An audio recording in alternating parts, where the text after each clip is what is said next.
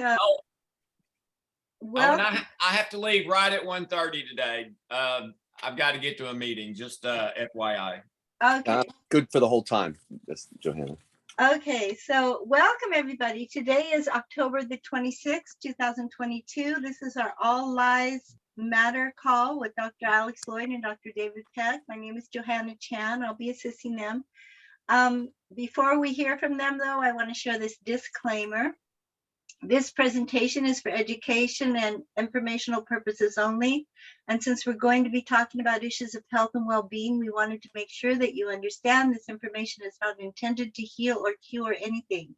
Everything in the presentation are the opinions of Dr. Alex Loyd, Dr. David Peck, myself, Johanna Chan, or you if you choose to share. You should always check with a licensed healthcare provider about any specific health concerns you may have. All right, take it away, guys. Thank you so much, Johanna. I apologize that Dr. David and I clashed today color-wise. We should have coordinated better. I told him he should just take his off and do it bare-chested since he's such a Hulk anyway. But he's too. We should always try to look alike, Alex. He's too humble to do that. So anyway, next time we'll try to do a little bit better. But anyway, welcome. We meet here every week. I'm Alex Loyd. The good-looking guy in the middle is Dr. David Peck. He's a double board certified surgeon and 20-plus year professor at Columbia Presbyterian. He has over 50 clinical papers published, 4 United States patents. But that's not why he's here. He's here because he loves you.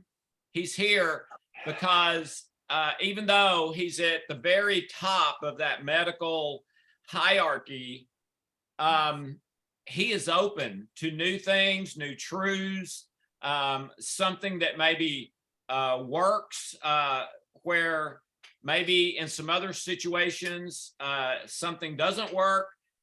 That's all he's here for, is to help. He's not being paid a penny. He's here for you. Giving of his time to help you. Today we have Dave. I'm in a quandary because you sent to me what's 2 topics. One was apathy, and one was kind of victim mentality. And do you see those as going together? I was sort of confused, and I had some other parts that I also wanted to, build some contrast with as well. So really, you're the expert when it comes to this. I always like to tell people, I've done all that stuff with the allopathic medicine and the university professor, scholarship, academic tracking, etc. But when it comes to emotional understanding and healing of source memories, I'm a rookie. And you're the expert. Alex is the guru of emotional well-being and balance. And so, I love trying to find these, different places, these different areas to address and everything. But it's always with a question, and it's really about picking Alex's brain. And that's the other, name of this that I like to call. But anyway. Well, here's how I would kind of differentiate, Dave. So see what you think about this. Okay. To me, apathy is kind of when you've given up. And some of the most famous experiments for that were done by a guy named Skinner in psychology a long time ago, many decades ago. And one of the ones they would do is they would put an animal in a cage with a little button, and if it pushed the button, food would come out. Okay. And so they would do that, and there would be a shock involved. So if the dog or animal pushed the wrong button, they would get a shock. If they pushed the right button, they would get food. So, those animals, Dave, learned like that. They learned in like 60 seconds not to do the shock one and to do the food one, just like we would. And we would never do the shock one again unless we got mixed up. But then they varied it so that it didn't matter which one they pushed, it was always arbitrary. That on one push, they would get a piece of food, but it wouldn't necessarily be the same button as the last time. And on one, they would get a shock, but it wouldn't necessarily be the same one they got a shock on the last time. So it became unpredictable. And when it became unpredictable, the animal lay down on the cage and was shocked over and over and over and over and never got up to do anything. In fact, they would just lay there and die sometimes. They gave up completely when it became unpredictable. So to me, that's kind of apathy. And victim mentality to me is the person hasn't given up at all. They just, for whatever reason, aren't able to do it the way you're supposed to do it. So they get to this place where they try to manipulate others, either to do it for them or at least to give them sympathy for their situation. So the giving up is really just, I've tried everything I know to try and nothing works, or at least nothing I've tried works. So I don't care anymore. I'm giving up. The other one is I've not given up. I really still want it badly, but I've tried the, you might say, straight way to do it, the way that, you know, you're supposed to do it by the book in order to get that result. Or I've tried to try, but I couldn't finish it because of my own issues.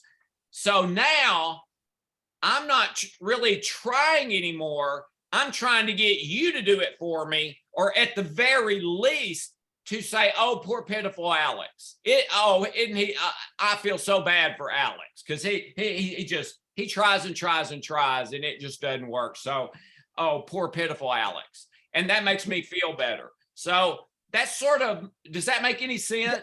It makes sense, and it's still slightly nebulous. And I'll tell you what, my thing was this: if you're a victim, you know what I so is that somehow it's taking motivation away from you. I don't know. I have this story with my son. Okay, so yeah.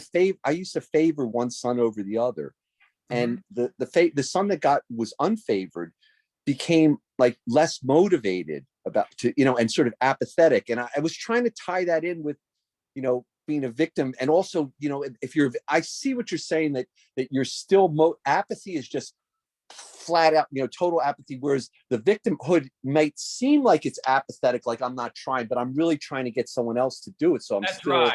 Yeah. Okay. Maybe. Yeah. So, okay. So I don't know which one we would call this, or some of both. That's fine. So I would say this: when I started to school, my life felt idyllic to me. Everyone I knew loved me. I loved them. We had a great relationship. I was happy. I was protected. I was safe. I was nurtured. I had everything I needed, and that's who I thought I was, and what I thought my life was. And then I go to school and find out I'm short and fat and not very attractive. I'm dumb. I can't make good grades. I end up having restroom accidents and stuff that causes me to be made fun of way more than almost anything else. And there reached a point, probably at about third grade for me, Dave, where kind of as far as academics, I gave up. Mm-hmm. I mean, it was, I've tried and tried and tried, and I guess I'm just stupid. Okay. I give up. All right. Now in college and graduate school, that turned around. I learned I was dyslexic and some other stuff. And I learned how my brain works and how to do academics in a way that my brain works. And I did really well. But early in life, I had not figured any of that out. And it was this total shock, trauma to go from that idyllic life before school to horrible life. This is a nightmare in kindergarten, first grade, second grade, third grade. So I became apathetic about academics and quit trying to my parents, great disappointment, and my teachers and everyone else. So that's my apathy one. My victim, if I've got a victim mentality, it was probably for a couple of weeks when Hope kicked me out of the house, said, I can't stand to live with you anymore. And even though I knew things were bad, I didn't know they were that bad. I never really thought that would happen. And I did do probably for a couple of weeks after she kicked me out of the house, poor pitiful me. And I mean, that may be the lowest time of my life, David. And it wasn't because Hope kicked me out of the house. It was because of this poor pitiful me that I had. My attitude is what made it so horrible. Now, I missed her and I was scared, but it was really the poor pitiful me thing that really took me down into the gutter, and I just wallowed there for a while and luckily got out. But what's your part of that, Dave? Yeah, the reason I'm interested in this is partly, well, mainly because it's kind of like the opposite for me. You know, like I was that, told you before, I'm that good boy, that overachiever, all that kind of thing, conditional love and everything. Whereas, you know, when I see the opposite, like, you know, my one son, I have the two sons, the older son was like the perfectionist, you know, good looking and all this and everything, and athletic. And the younger one was also, but in a different way, you know, so, you know, would get favor, and the younger one became more apathetic and lost motivation. So, you know, what are the types of drivers that would drive people to underachieve? You know, that's sort of what's, you know, the overall sort of, you know, view of it. And you know, and so it seems as though, you know, feeling as though, you know, I'm a victim, you know, I'm sorry, you know, feeling sorry for yourself is that one of those drivers that would lead somebody to underachievement. And then the other thing, a lot of the time it's fear of success and fear of failure that get us. And I don't deserve. Okay. And then the other thing I wanted to sort of get your thoughts on for contrasting is with the idea of helplessness and from the self-control category, you know, whereas like when you feel helpless, does that also lead to underachievement and sort of a victim mentality? Yeah, it does. Absolutely. Yes. Okay. Yeah, those are the main things. And actually also, okay, I just discussed the perfectionism. So yeah, you know, those are my thoughts, you know. Yeah. So I would say if you're watching this, is there an area of your life where that is maybe not what you want it to be, but when you think about that area, it's just no, can't go there. No. You feel like you've tried stuff, it hasn't worked, and whatever you try in the future is not going to work. Well, let me just assure you, there's a solution for everything. Okay. Now, I mean, there's a solution for death, I believe. Now, it may not be a physical solution, but it is a solution. All right. So I would say your premise is wrong. If there's an area of your life where you think, you know, I need some change there, but then you think, but there's no way there can ever be change there. You're wrong.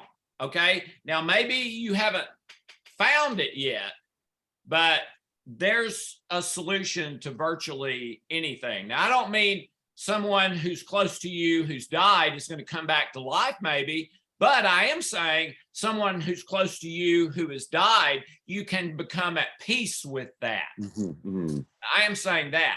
Okay. So if apathy is your thing, I think your premise is wrong. If victim mentality is your thing, same thing. Your premise is wrong. Other people are not supposed to do it for you. If you need help, ask. But don't do it by manipulation and passive aggressive. Be direct and kind about it. Hey, Dave, I've got a problem with this. Could we talk a minute? I don't know if you can help, but I need some help. Could you talk to me about this a little bit? And you know what? You'll find if you do that sincerely and humbly, you're going to find a person that will help. Okay, you just will. There's lots of wonderful people out there that, you know, Dave, that's one of the most fascinating things to me about social media is you go on social media and a lot of times you come away with, oh my goodness, there are idiots all over the world. And man, it is scary out there. There's so many crazy people. But as I've traveled all over the world, Dave, to lecture and do book tours and workshops and things like that, the impression I've come away with has been exactly the opposite. There are wonderful people everywhere. Yeah. Okay. So if you're in this, there's no help for me and victim mentality or apathy or whatever, hey, get off the couch and find a wonderful person. They're out there. Okay. Contact me, contact Dave, contact Johanna, contact Santo, help is out there. Okay. And I understand if you've tried something 20 times and none of them work, it makes you think the 21st one won't work either. The problem is there's no logic in that. Okay. It might absolutely 100% be that the 21st one is the one that would have worked all along and will work for the rest of your life. Okay. So you can't give up. You can't give up because it's out there. It's out there. Dave, you want to add something before we do the code? No, I'm good. I'm good. Okay. Do you want to start? Or do you want me to go? Why don't I let you do it? Yeah? Okay, great. All right. Okay, so I'm not going to do my prayer because I've regretted writing that prayer ever since I wrote it. In a way, because people tend to think it's a magic prayer, and it's not. There's no magic prayer. So I'm just gonna pray from my heart. Father, thank you for all these wonderful people here live. If they're here by podcast. Father, some of them are in apathy right now. They have tried and tried and tried and nothing's worked. And they're not trying to be that way. They just honestly don't think anything's going to work for them or for this problem.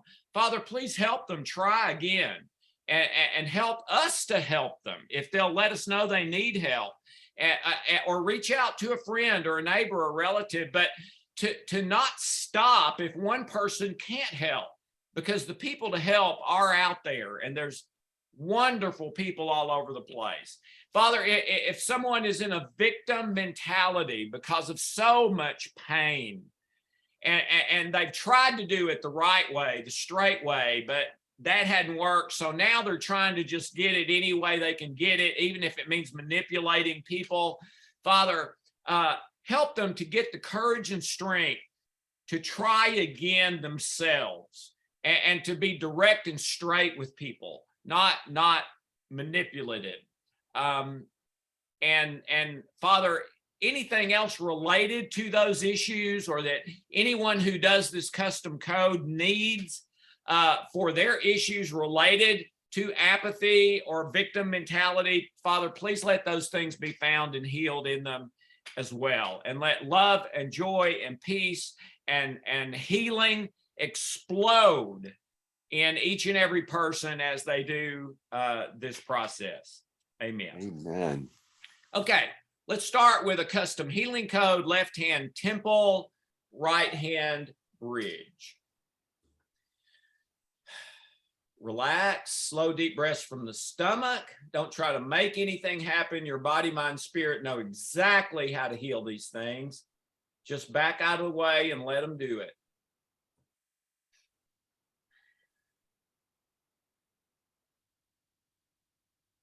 Both hands temples.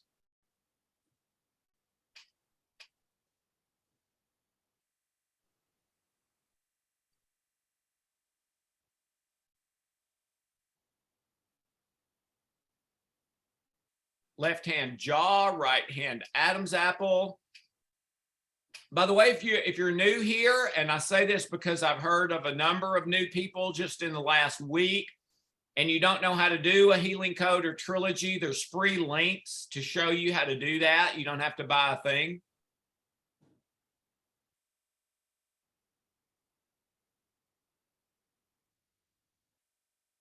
Left hand Adam's apple, right hand bridge.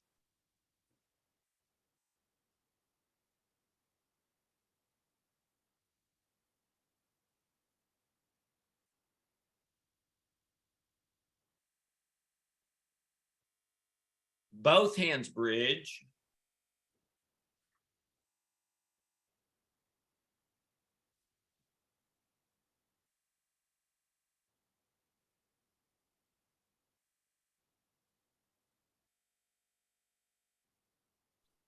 Okay, and if you repeat this code, I would do that sequence twice. So I would push pause or stop right now, rewind it, and do that segment a second time. And then now we're going to go to a custom trilogy, starting with custom acupuncture points. So let's start with side of the hand, eyebrows, collarbones, little finger, under the eyes, middle finger, temples again, middle of the chest, thumb, under the nose, under the arms, index finger, sore spot, chin, under the nipples, and 9G. Eyes open, closed, open, eyes down to the left, down to the right, circle your eyes, circle the other way. 1, 2, 3, 4, 5. All right. Now, let's go to governing conception and activate governing and conception vessel 3 times, please. 3 times. If it hurts, you're pressing too hard. 3 times. This is sometimes called yin and yang, the river of energy that flows on the midline of the body. That all the acupuncture points and everything go in and out of. All right, custom healing centers. Let's start with forehead. Please open and harmonize. If it hurts, you're pressing too hard. Throat. Please open and harmonize. Base or root on the pubic bone. Please open and harmonize. Heart. Please open and harmonize. Under the belly button. Please open and harmonize. Crown, please open and harmonize. Middle of the stomach, please open and harmonize. All right, left hand, forehead, right hand, brainstem. And this is stimulating conscious, unconscious, subconscious, and ancestral mind all at the same time. Very powerful. And on any of these, you can go longer. Each of the segments have been tested on their own, but together it magnifies all of them.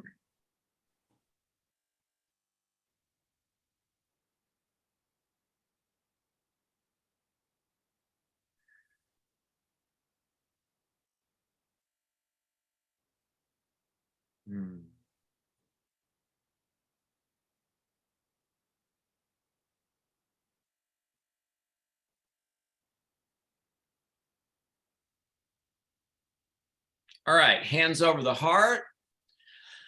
Slow, deep breaths, one after the other. Let the code process.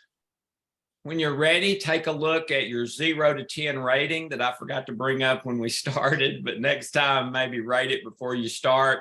And then I would take a look at it now and note any change, and be sure to take another look in about 30 minutes. It should be better in 30 minutes than it is now.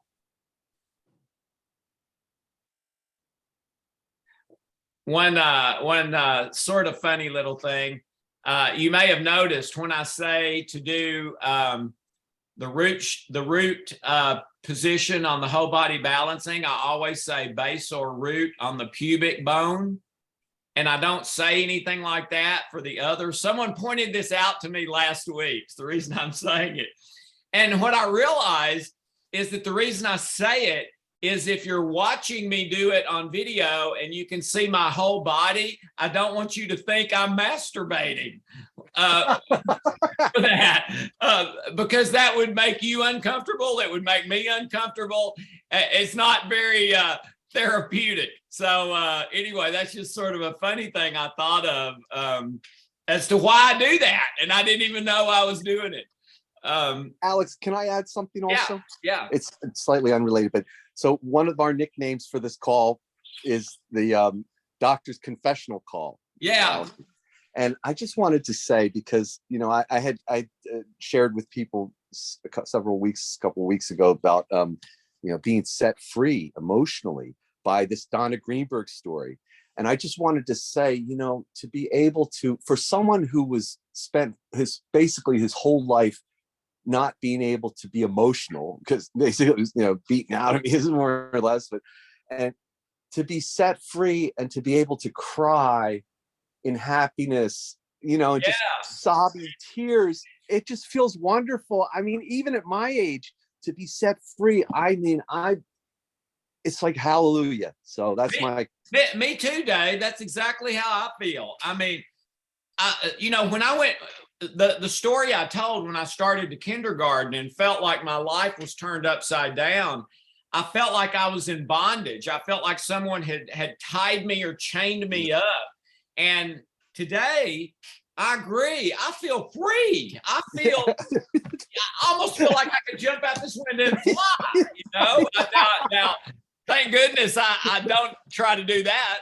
But anyway, Johanna, if we have a question or two in the next few minutes, I can take it, or Dave can. No. Okay, so if you have a question, you could raise your hand by pressing *9 if you're on the phone. And the question someone typed in is, could you refresh us on where to find replays of these sessions? On YouTube. We have a YouTube channel. If you go to Dr. Alexander Loyd on YouTube, I think you might also be able to type in All Lives Matter. Yeah. But and that's correct. And you'll find them. And I've heard from several people just the last week who have found this call having nothing to do with me or my company. They were just looking on the internet and found it. So please tell your friends. It's growing. It's growing because David has such great confessions. So come hear his next one. No, we are committed to this to help 1 million to 1 billion people increase their emotional well-being by 100% or more in 1 year or less. That's why we're here. So if you want to invite somebody, tell them. If they say, well, what's it about? That's what it's about. It's to help you increase your emotional well-being by 100% or more in the next year or less. And everything's free. And to add on that, remember, when you increase your emotional well-being, you decrease your stress and your health will improve. Yes, it will, for sure. In fact, Dr. Lipton says you'll for sure get better. And very often the problem will go away completely, over time at least. So any question? One more question. Annie is asking, when is it a good time to get a coach? Anytime. Johanna is our head coach, so you answer that one. And can I also? Yeah. I'm sorry. No, I would say, no, but when you to get in, no, go ahead, Johanna. Go ahead. Okay, I'm sorry. No, that's all I said. I say anytime you can get a coach. If you're and Well, Johanna, give them.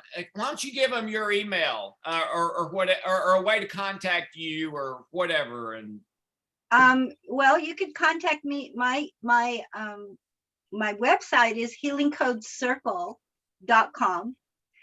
My email is johannachan07@gmail.com, and I'm happy to answer any questions anytime and direct you, possibly even to a coach who might be near to you if you prefer.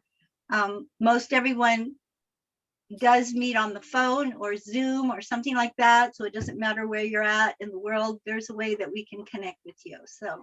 And I've got to go. I love you Okay. all very much. Dave, Johanna, Sure. all of you. Thank you. Love you. Tell your friends. See you next week. Okay. Okay, Love bye. you, Alex. Love you, Alex. Johanna, I want to add in. Can I? Yeah, Sure. cool. Okay, so I would say that first of all, you have to be open to it, and it sounds like you are. Whoever asked the question, otherwise you wouldn't be asking. So when a person is open to it, and I would say it's better to find a coach early. And the reason is this: if you're going to get a coach, it would be better early, because then you're more likely to have major breakthroughs.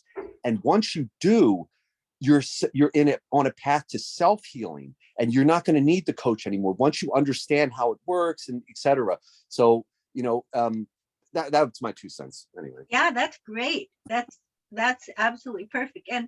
And most of our coaches work with anyone, even if you have never heard about the healing codes or you've never read the book.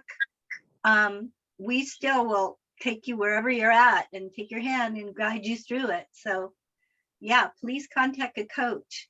You can order personal sessions if you go to dralexanderloyd.com, and there's a drop-down menu. You can choose the coach. You could look at the practitioners we have there and choose one there and contact them directly. Most people go to my website if they want to work with me personally. They'll go to my website, but I'm also on the drop-down menu, and there's a variety of sessions that you can choose from. So please do that. We are here for you. Absolutely. Okay, so we have another question. This is Susan. She says, hi, Dr. Alex and David. The links for how to do the codes and trilogies are right under the video window on each episode on Dr. Alex's YouTube channel. Every week they are there. Thanks, Susan. That's a great tip. Okay, let me see if we have any other questions here.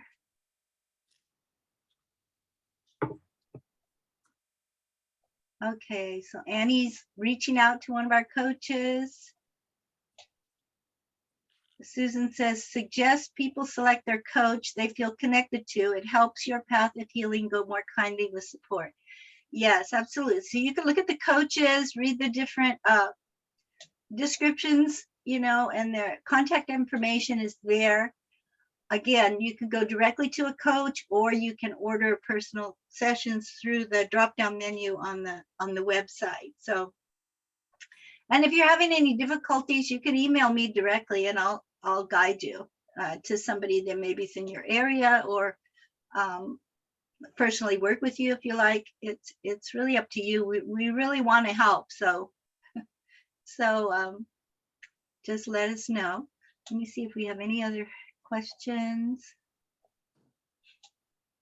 Okay, so we have some hands up. This is Bridget. Bridget, your line is, if you want to unmute. Yeah, hello, Johanna. How are you? I missed out on your website there, your own directives. Johanna, what, please? Excuse me, I have a bit of a cold, sorry. Well, my personal website is healingcodescircle.com. Yes, right, I got that. And Yeah. then you have your own email. My email is Johanna Chan, JohannanaChan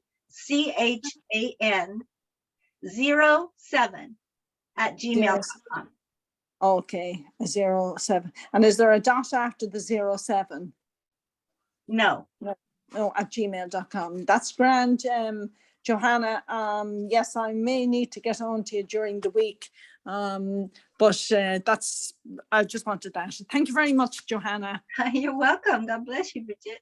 God bless you. Okay, and then we have, okay, let me check for any other hands up. Okay, Susan, I think you already posted a question, but I'm going to open your line, Susan. You can go ahead with your question. Just hi, Dr. David. Susan in Australia, and you heard me on the coach meetings. I'm just going to offer that apathy and victimization, feeling a victim, was really a big part of my life, because it felt like being an only child was the reason for that, and I just felt all by myself through my childhood, and so that was just the theme of my childhood and my life, that led to me feeling apathetic and kind of like in a stuck place, and something I couldn't change until I got to the place about 27 years ago when I started doing energy processes, and then in mid-2005 finding the healing codes that massively accelerated my progress, and has made a huge difference to who I feel I am, and cleaned out an enormous amount of the high levels of rebellion that I felt. So yeah, very, very strong feeling of the apathy, and like there was nowhere I could go that I'd be approved of or accepted as a kid. Let's see.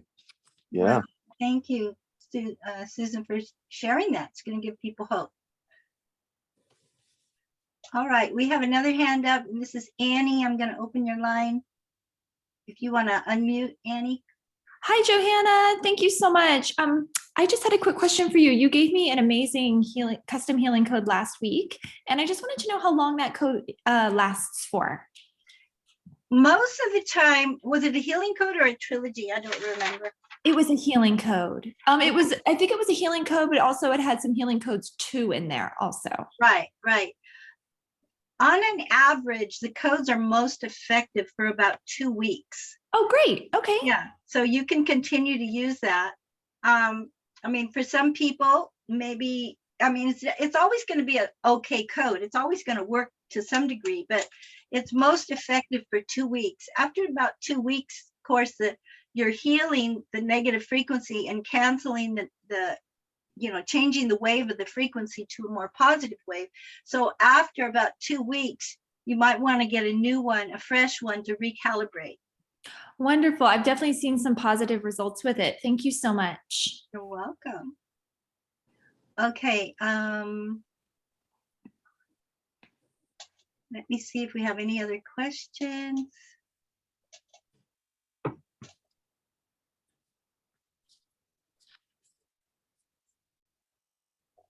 Okay. We're in the custom code section now, right, Johanna? Well, I'm going to, yeah. Oh, yeah, that's right. Let me go ahead and stop the recording, so we won't have everybody's personal information there.